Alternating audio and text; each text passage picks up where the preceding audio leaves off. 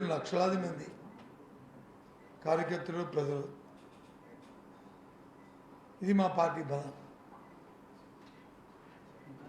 ఎందుకంటే జగన్మోహన్ రెడ్డి ఎప్పుడు ఒకటే మాట చెప్తున్నారు, నేను 4 సంవత్సరాలు 10 నెలల కాలం మీ అందరి దయతో మీ అందరి తాలూకా మద్దతుతో మీ ఆశీస్సులతో ఈ ప్రభుత్వం ఏర్పాటు చేశాను. ఈ 4 సంవత్సరాల 10 నెలల కాలంలో నేను మీకు మంచి చేశాననుకుంటే, మీ కుటుంబానికి మంచి జరిగిందనుకుంటే, మీకు మేలు జరిగిందనుకుంటే,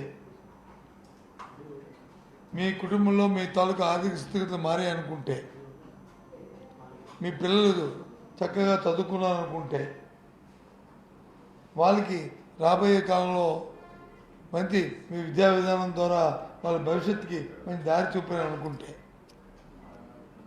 మీరు మళ్ళీ నాకు ఒక అవకాశం ఇవ్వండి అని చెప్పని జగన్మోహన్ రెడ్డి పిలిపించారు. నాకు తెలిసి ఏ నాయకుడు ఈ మాటని ఇంతవరకు కూడా ఎన్నికలు జరిగిన సందర్భాల్లో ఎప్పుడు చెప్పలే. ఏదో మాట చెప్పి మనం తిప్పి అదేదో చెప్పుకుని వెళ్ళిపోతుండేవారు. ఇంక్లూడింగ్ చంద్రబాబు నాయుడు అయితే ఇంకా నోరెప్పితే అన్నీ అసత్యాలు సత్యదూరమైన పలుకులు తప్ప ఎప్పుడు వాస్తవాలు ఎప్పుడు మాట్లాడలే ఆయనకి. ఎందుకంటే స్వర్గీయ రాజశేఖర లేకుండా కానీ ఆయనకు మునుసాపు ఉండేది చంద్రబాబు నాయుడు. కానీ ఏదో నిజం చెప్తే 100 ఆయన సరస్సు వచ్చి 100 మొక్కలైపోతుంది ఆయన చెప్పేవాడు, జోక్ చేసేవాడు ఆ రకంగా. కానీ ఇవాళ ప్రజాస్వామ్యంలో ప్రజాస్వామ్యబద్ధంగా 5 సంవత్సరాల పరిపాలనా కాలంలో నేను ఇచ్చిన నా మేనిఫెస్టో ఇది, ఇందులో పెట్టిన అంశాలని నేను 195-98% నేను నెరవేర్చాను. నాకు మళ్ళీ ఒక అవకాశం ఇవ్వండి. ఇంకా మళ్ళీ మీ మనసుల్లో ఏమున్నదో, మీ ఆలోచన ఏమున్నదో, ఏ కార్యక్రమంలో ప్రభుత్వం తీసుకుంటే మీ జీవన విధానంలో ఇంకా మేలైన మార్పులు వస్తాయో ఆ కార్యక్రమాలు చేస్తానని చెప్పని మరి ఇవాళ జగన్మోహన్ చెప్పడం నిజంగా మాకందరికీ గర్వకారణం ఉంది. అందుకే కార్యకర్తలకు నమ్మకం వచ్చింది, పూర్తి నమ్మకంతో పూర్తి విశ్వాసంతో ప్రజలందరూ కూడా లక్షలాది మంది వచ్చి ఆయనకి ఆశీర్వాదం తెలుపుతున్న ఈ నేపథ్యంలో ఇంకా 2-3 రోజుల్లో, ఓ వారం రోజుల్లో ఎన్నికలు నోటిఫికేషన్ రాబోతున్నాయి. మళ్ళీ మీ అందరి ద్వారా ఈ రాష్ట్ర ప్రధానికానికి సభకు ఇచ్చేసిన లక్షలాది మంది కార్యకర్తలు ప్రజలకి మళ్ళీ వారు చైతన్యవంతులై మళ్ళీ ఈ రాష్ట్రంలో వైఎస్ఆర్సీ పార్టీ ప్రభుత్వాన్ని జగన్మోహన్ రెడ్డి ముఖ్యమంత్రి చేయడం నన్ను కొట్టాలని కోరుతున్నాం. చూసాం మనం ఒక వారం రోజులు ఒక ఎపిసోడ్ జరుగుతుంది దేశంలో, రాష్ట్రంలో. పొత్తుల కోసం ఎంపర్లాడుతూ ఢిల్లీ చుట్టూ ప్రదర్శన చేసుకుంటూ ఇక మీరు ఏం చెప్తారో చెప్పండి, మేము దేనికైనా మా తలుపులను తెరిచి ఉన్నాయని చెప్పుకుని మరి మాట్లాడుకుంటూ ఇవాళ తెలుగుదేశం పార్టీ కానీ సెలబ్రిటీ పార్టీ కానీ మరి ఏ విధంగా భారతీయ జనతా పార్టీతో తాతాలాడిందో అందరూ ఈ రాష్ట్ర ప్రధానికి అందరూ కూడా చూసే ఉంటారు, తెలుసుకుని ఉంటారు. ఒత్తిడి చేసుకోవడం, ఓ పార్టీని కలిగి ఉండడం ప్రజాస్వామ్యంలో సహజం. కానీ ఈ రకంగా ఎంపర్లాడుకుని కొత్త వాళ్ళైతే అలాగే కాదు. 14 సంవత్సరాలు ముఖ్యమంత్రి చేసిన చంద్రబాబు నాయుడు ఈ రాష్ట్రంలో నేను ఈ కార్యక్రమం చేశానని చెప్పుకోవడానికి లేక ఆ గుమ్మం ఈ గుమ్మం తిరుక్కుంటూ ఇవాళ అవి చూస్తుంటే రాష్ట్ర ప్రధానికానికి జగస్ఫురంగా ఉంది. అసహించుకుంటారు ఏంటిది అని. నేను ఉదయాన్ని ఒకరు వచ్చి ఎవరు నాకు వీడియో పెట్టారు. ఉదయాన్నే ఉదయం వీడియో చూశాను. ఏంట్రా ఇదేంటిది అని చూస్తే భారతీయ జనతా పార్టీ నాయకుడు మన ఆంధ్రుడు కాకపోయినా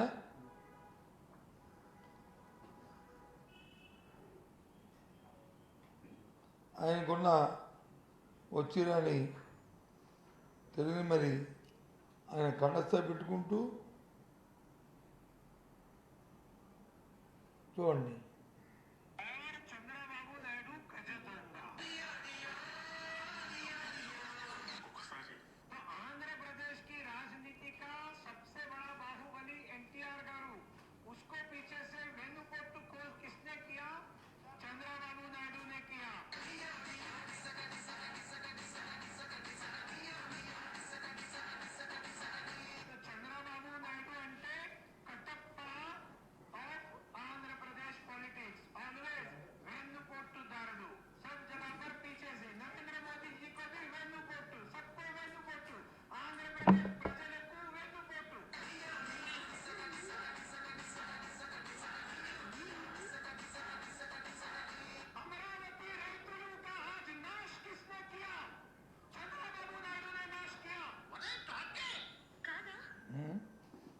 చూసాను మనం ఇది నేను చెప్పిన మాటలా. ఏ రకంగా ప్రజలు ఏ రకంగా ఏమనుకుంటారో అండ్ ఆంధ్ర రాష్ట్రంలో 5 కోట్ల మంది ప్రజలు పిచ్చివాళ్ళు అనుకుంటారో ఆలోచించేయండి.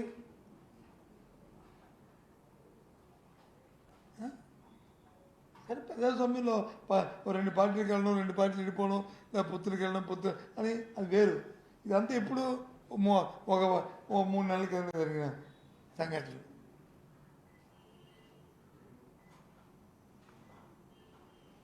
ఇవాళ ఎన్నో అంశాలు ఉన్నాయి. అధికారం ఉన్నప్పుడు దాని గురించి ఆలోచించలేదు, ఇప్పుడు పొత్తులు పెట్టుకున్నప్పుడు దాని గురించి ఆలోచించట్లేదు. రాష్ట్రం తాలూకా అంశాల పట్ల ముఖ్యంగా మన స్టీల్ ప్లాంట్ ఈ పొత్తులు పెట్టుకున్నారు కదా. ఇప్పుడు రేపు ఎల్లుండో ఎప్పుడో మరి భారతీయ జనతా పార్టీ నాయకత్వం అలాగే మరి వాళ్ళతో పొత్తు పెట్టుకున్న చంద్రబాబు నాయుడు అందరూ వస్తారు కదా వైజాగ్ పట్టణానికి. మరి స్టీల్ ప్లాంట్ గురించి ఏం చేస్తారో చెప్పానండి. ఏమి ప్రజలకి ఏమి ఇస్తారు అసలు ఎక్కడ ఒక ఎథిక్స్ లేకపోతే, ఆలోచన లేకపోతే ఎన్నో మాట్లాడారు మా ముఖ్యమంత్రి జగన్మోహన్ రెడ్డి గారు. అధికారం అనేది కాదు ముఖ్యం, చరిత్రలో ఏదైతే ఆ యూనిక్ పేజీలు ఉంటాయో అందులో నా పేరు కూడా ఉండాలని కోరుకుంటాను తప్ప అధికారం కోసం వెంపర్లాడను అనే మాటని నేను చెప్పాను. దాన్ని వక్రీకరించుకొని బతికి వచ్చి ఏదోదో పాపం అమాయకంగా ప్రజలు అమాయకులు అనుకుంటున్నారా? అది ఛాలెంజ్. ఆ మాటలు దేనికి అన్నారంటే ఛాలెంజ్ కోసం అతని స్థైర్యానికి, అతని ధైర్యానికి. నేను 5 సంవత్సరాలను ఈ రాష్ట్రానికి మంచి చేశాను కాబట్టి ప్రజలు నన్ను హర్షిస్తారు అనే ఒక ఆత్మస్థైర్యంతో మాట్లాడిన మాటలు, అంతేగాని చంద్రబాబు నాయుడు లాగా పిరికి మాటలు కాదు.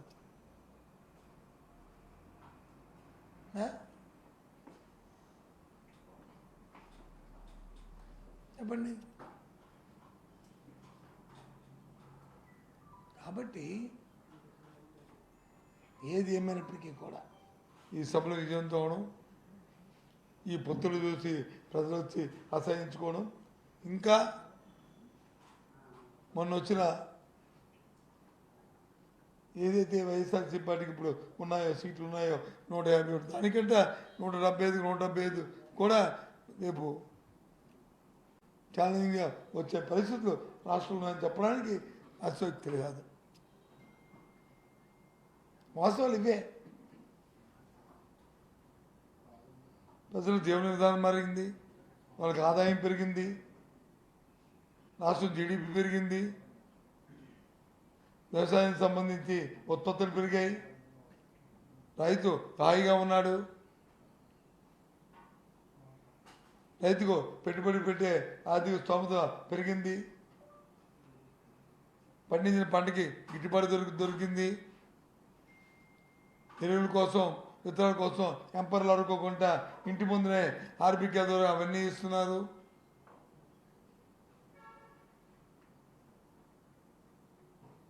అన్ని వర్గాలకు కూడా ఇవ్వాలి. ఏదైతే సచివాలయం తీసుకొచ్చిన తర్వాత గ్రామాల్లో అయితే మరి ఇంటి ముంగిడికే పరిపాలన వచ్చింది, ఊరు దాటి వెళ్ళకంట అన్ని అంశాలు కూడా అన్ని కార్యక్రమాలు కూడా ఆ సచివాలయం జరుగుతున్నాయి. వాళ్ళ పిల్లల భవిష్యత్తుకి మంచి రాచిపాట దొరికింది, ఇంగ్లీష్ మీడియంతో చదువుకుంటున్నారు, ఉన్నత విద్యలో వచ్చి ఎన్నో రిఫార్మ్స్ తీసుకొచ్చాం. ప్రపంచంలో ఉన్న అన్ని యూనివర్సిటీలతోనూ ఆన్లైన్ ఎగ్జామ్స్ ఆన్లైన్లో వాళ్ళు చదువుకునే ఏర్పాటు చేశాం. అవన్నిటికీ ప్రభుత్వమే అండగా ఉంటూ ప్రభుత్వమే చేస్తుంది. ఎప్పుడు లేవు ఇలాంటి విధానాలు. ఇవాళ అందుకే మీతో 5 నిమిషాలు ముచ్చుకుందామని ఈ సభల గురించి ప్రజలకి మళ్ళీ ఒకసారి కోరుదామని చెప్పి వచ్చాను. Thank you. ఇంకేం చెప్తే చెప్పండి. ఒక్కొక్కరు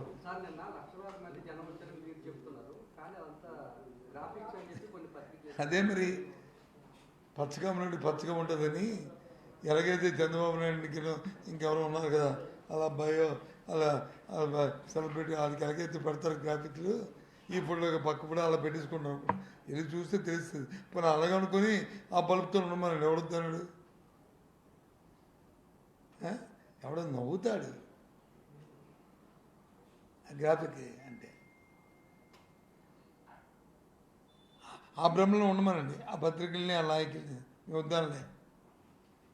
లక్షలాదిగా మన భీముపట్నం జరిగింది, మన భీముల తగలబోతు దగ్గర, ఏలూరులో జరిగింది, రాప్తాలో జరిగింది, నిన్న వచ్చి బాపట్ల అయ్యేలో జరిగింది. ఇవన్నీ ఒకటికి మించి ఒకటి. ప్రజలు తండోపు స్వతహాగా ఆల్మండ్ కాలు వచ్చి అమ్మ జగన్మోహన్ వస్తారు ఏం చెప్తారో 5 సంవత్సరాలు మనకు వచ్చి ఆయన మంచి పరిపాలన అందించాడు, ఆయనకి మన తాలూకు మద్దతు తెలుపుదాం, మనకు కూడా భాగస్వామ్యం అవుదాం, కార్యకర్తలకు వచ్చి భరోసా వచ్చింది, ఇక మళ్ళీ ఈ ప్రభుత్వాన్ని తెచ్చుకోవాలి, సామాన్యులకు అందుబాటులో ఉన్న ప్రభుత్వం ఇది అని చెప్పి వచ్చారు.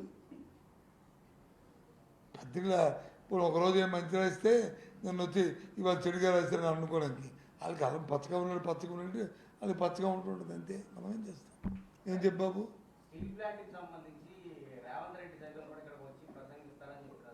అదే బాబు నేను అంటున్నాను, రేవంత్ రెడ్డి అనే పక్క మేడండి, రేవంత్ రెడ్డి అనే అతను రేపు భారతీయ జనతా పార్టీ నాయకులు వస్తారు కదా, రేపు వాళ్ళు చెప్పాలి కదా,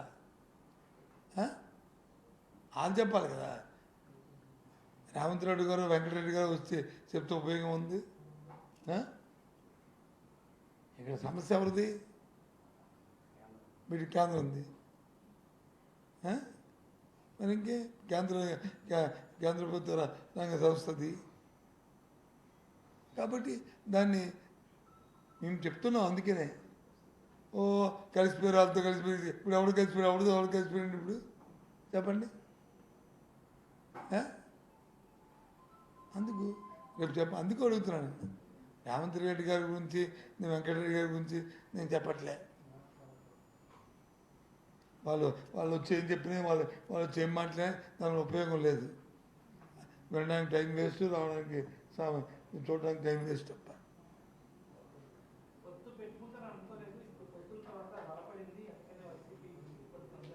మాకెందుకు మేమెందుకు అనుకోలేదు, మేమెందుకు అనుకుంటాం, మాకేం సంబంధం అనుకోవడానికి అనుకోవడానికి అనుకోవడానికి మాకేం సంబంధం? ఫస్ట్ నుంచి ఒకటే చెప్తున్నాం, మేము ఒక్కరమే, మాతో ఏ పార్టీ పొత్తు ఉండదు, మేము ఏ పార్టీ పొత్తు అడగము. కానీ ప్రజలు మాత్రం మేము పొత్తు డైరెక్ట్గా ప్రజలతో తప్ప ఇంకెవరితో కాదు. మాకు ప్రజలకే పొత్తు, మా పార్టీకి, మా నాయకుడికి ప్రజలకే పొత్తు, మా మిగతా వాళ్ళతో మా సంబంధం లేదు.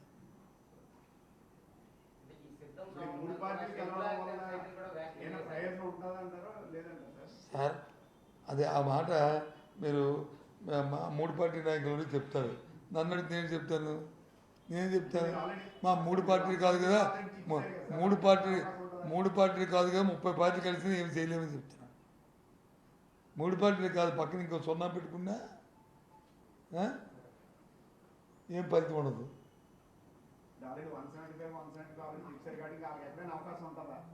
మరి చెప్తున్నాను కదా 170 మీద నేను ఈ సభలు చూసినా ఇంకా నాకు ఎక్కడో అక్కడెక్కడ చిన్న ఉన్నాయి నిజమా అని కొద్ది 4 రోజులు కనిపించేస్తే ఇప్పుడు నేను సభలతో బలపడిపోయింది అంతా.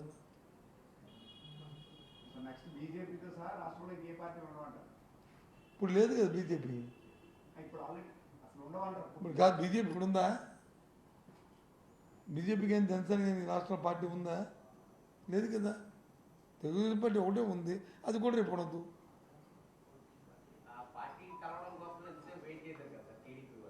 సరే అది అంతర్గత సమస్య అండి, మనకేం సంబంధం?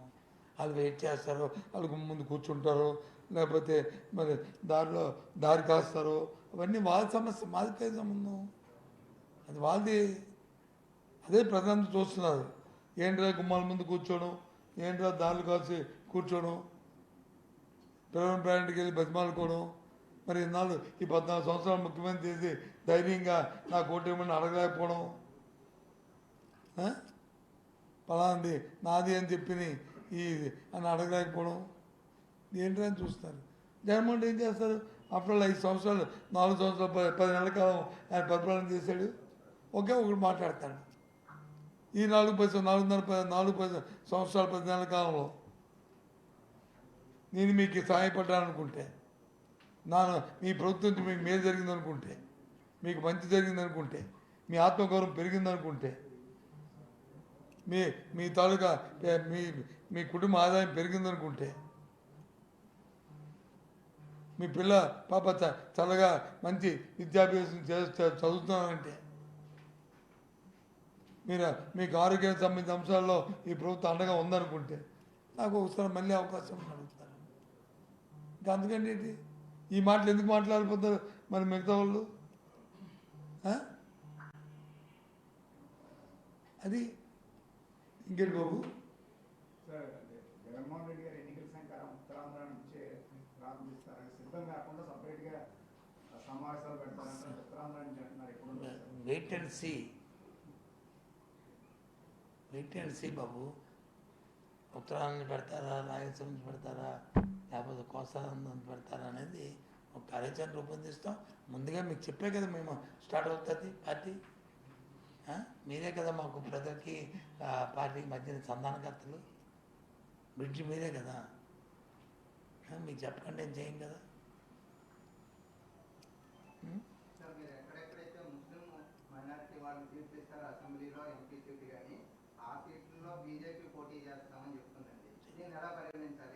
నాకేం సంబంధం అండి? మాకు మేము ముస్లింలకి ఎక్కడ ఇస్తామో అక్కడ చేస్తారు, మీ హిందువులకి ఎక్కడ ఇస్తామో అక్కడ చేస్తారు, మేము క్రిస్టియన్కి ఇస్తే ఎక్కడ చేస్తారు, మాకేం సంబంధం? మాకు అందరూ ఒకటే. ఏమో అంటే అదే కబడ్డీ ఆట ఆడతారంట, ఆడి అవతోడు కాలు ఇరిగిపోలే, లేదా అందులో ఏమైనా అంగవైకల్యం ఉన్నాడా, లేదా అందులో అడిగే దృష్టి మాంద్యం ఉందా, ఏది ఉందా చూసుకొని ఆడతారంట గేమ్. అలా ఉంది మాట్లాడండి మాటల మీద.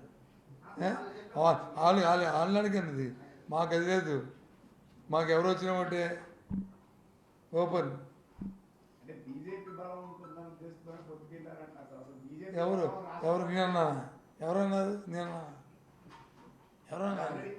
కేంద్రంతో ఆల్రెడీ ఇంతవరకు అంటే రాష్ట్ర అవసరాల నిమిత్తం మీరు ఆల్రెడీ ఉన్న గతంలో కలిసి వెళ్ళారు. రాష్ట్ర అవసరాల నిమిత్తం ఎవరు లేరు. ప్రధానమంత్రి గారు ముఖ్యమంత్రి గారు కలిసారు కదా సార్ రాష్ట్ర ప్రధానమంత్రి గారిని ముఖ్యమంత్రి గారు కలవడం అనేది మీ ముఖ్యమే కాదు, కాంగ్రెస్ ముఖ్యమంత్రి కూడా ప్రధానమంత్రి కలుస్తున్నారు. ఎట్లా మీరు ప్రధానమంత్రి ముఖ్యమంత్రి రెండు వ్యవస్థలు అవి.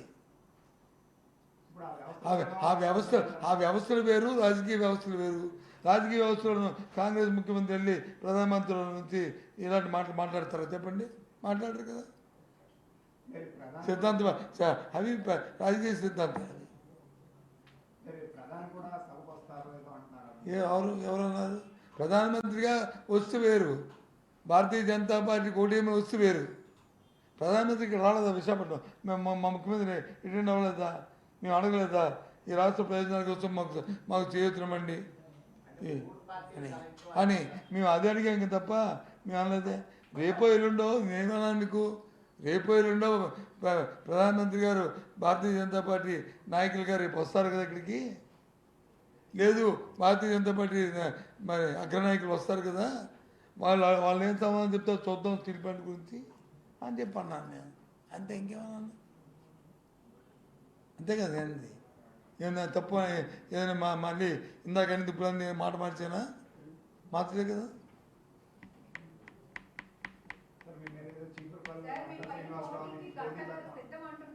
ఏం సిద్ధం? ఎవరెవరు పోటీ చేయాలి కదా.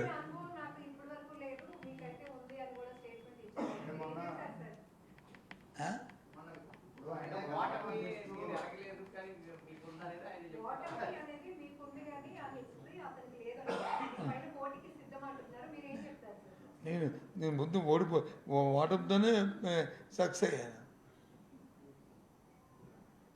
నేను ఓడిపోయే నేను సక్సెస్ అయ్యి భగవంతుడు దేవల్ల ఆ మాత్రం అవతల కంటే ఎవరైతే మీరు మాట కూడా మాట్లాడుతున్నారో వాళ్ళకంటే కొద్ది పై స్థాయిలోనే ఉన్నాను మొదటి నుంచి కూడా.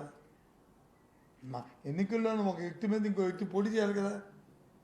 అది ఆయన వచ్చి ఇంకో వచ్చి XYZ ఎవరైనా ఒకటి, X అయితే ఒకటి, Z అయితే ఒకటి, M అయితే ఒకటి, ఏ అయితే ఒకటి ఉంటుంది. ఎవరైనా ఒకటి A to Z. నేను ఎందుకు చేస్తాను?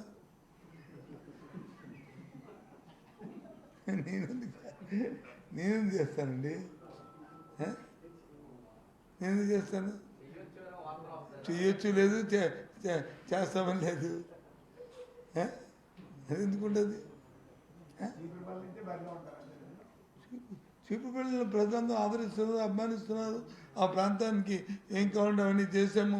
మా పుట్టిన మా జిల్లాలో ఉన్నాము. ఇప్పుడు ఏం అవసరం వచ్చింది అక్కడి నుంచి? ఎప్పుడు మారాలి అక్కడి నుంచి? ఆ ప్రజలు తిరస్కరిస్తే, ఆ ప్రజలు వద్దనుకుంటే, లేకపోతే మన మీద మనకు నమ్మకం లేకపోతే అప్పుడు అక్కడ ఇక్కడ మారుతున్నారు. ఎవరు మారుతారు? రాజకీయాలను నమ్మకాలు అటు ఎవరైనా ఉంటుందమ్మా.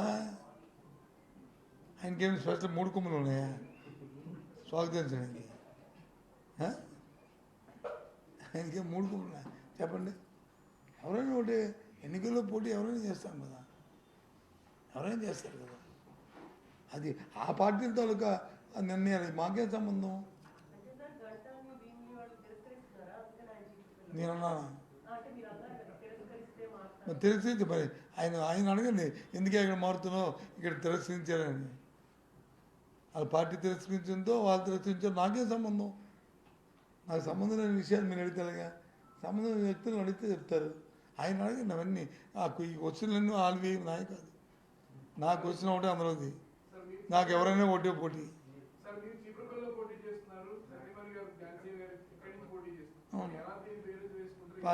పార్టీ ఇక్కడి నుంచి పోటీ చేయాలని పార్టీ నిర్ణయించింది.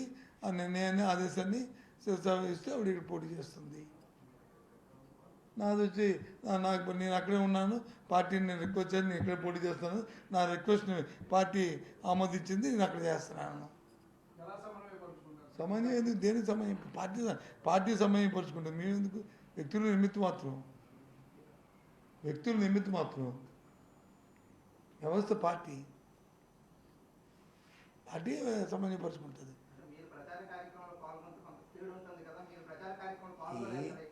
నేను చెప్పాను కదా, వ్యక్తుల నిమిత్తం మాత్రం పార్టీ పటిష్టంగా ఉంటే వ్యక్తులు ఆటోమేటిక్గా ఉంటారు. పార్టీ పటిష్టంగా లేకపోతే 2014లో నేను కాంగ్రెస్ పార్టీ తరఫున పోటీ చేశాను, ఓడిపోగలదా? ఇది పార్టీ మరి బాగాలేదు కాబట్టి ఓడిపోయాను. ఏం చేస్తాం? ఉంటే ఏం చేస్తాం? అందుకు ఇవన్నీ ఒక చెప్పండి. డిఎస్సి డేట్ ఇచ్చామే, ఫైల్ సంతకం పెట్టాను. డిఎస్సి రేపు ఉదయం ప్రకటిస్తాం. అంటే కోర్టు వచ్చి 30 రోజులు పొడిగించమని చెప్పింది. ఇది టెట్కి డిఎస్కి మధ్యలో గ్యాప్ ఇవ్వాలి, 4 వీక్స్ గ్యాప్ ఏముంది. ఆ 4 వీక్స్ తర్వాత డేట్లు ఇస్తున్నాం. అప్లై చేసుకోవడం గడువు. అప్లై చేసుకోవడం ఏంటండి, ఎప్పటి నుంచో వెయిటింగ్లో ఉండి మాకు కావాలని అడిగి మరి అప్లై చేసుకోవాలంటే వాళ్ళు ఎన్నిసార్లు మనం గడువు పెంచినా అప్లై చేసుకోరు. అంటే అంత నెగ్లిజెన్స్ ఉన్నప్పుడు ఎలా చేసుకుంటారు? కమిట్మెంట్ లేదు. సో ఇది మాత్రం 4 వారాలు గడువు ఇమ్మంది. టెట్ అయిన ఆఖరి రోజు నుంచి 4 వారాల మంది 4 వారాలు టెంటుగా అది అనౌన్స్ చేస్తారు.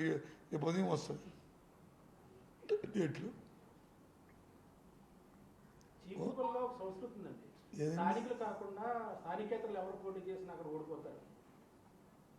ఏమోసండి, అక్కడ ఆ జిల్లాలో మిలియన్ బ్రదర్స్ చాలామంది ఉన్నారు.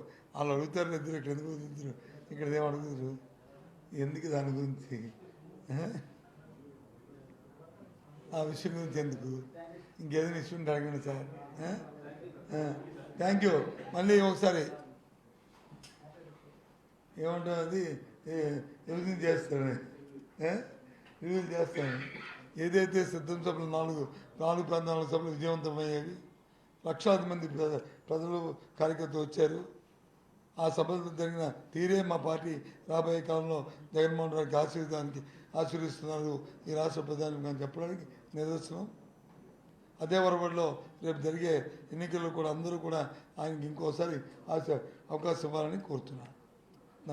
బాయ్.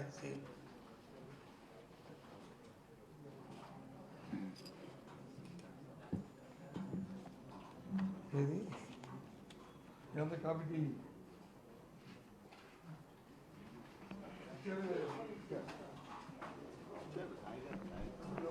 పాయింట్